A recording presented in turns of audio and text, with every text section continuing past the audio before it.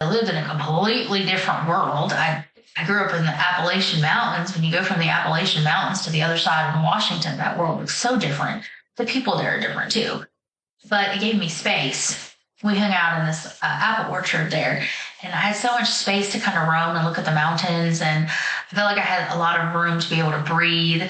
And while Waylon was gone to work, I spent a lot of time, I work still, but I spent a lot of time doing things to help heal myself from all the things that I've gone through.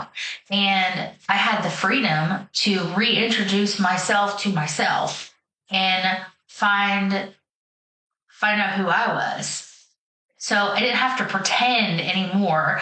So when somebody, the neighbor, they would come to the door and they asked me how I was, and I said, I'm doing great. How are you? I was being honest. For once, I was really being honest with other people about how I really was doing. And I didn't have to perform anymore. Because performing in your life is hard and it fucking sucks. But I could be present in my life.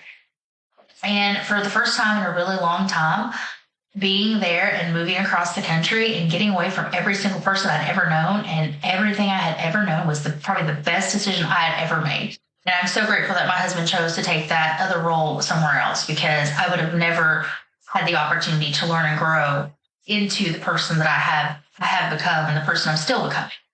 So leaving the East Coast for me, or leaving my family behind and all these people that hurt me, leaving that behind, it wasn't the end of everything for me at all. It wasn't the end.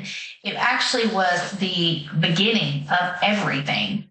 And it's not because it was easy, but because it was right. And if you're sitting in a life that you feel like no longer fits you, or a life that no longer serves a positive purpose in your life, I just want you to know you're allowed to leave. You're allowed to walk away. You're allowed to leave everything and everybody that you know and go somewhere and rebuild your life. You can break the mold.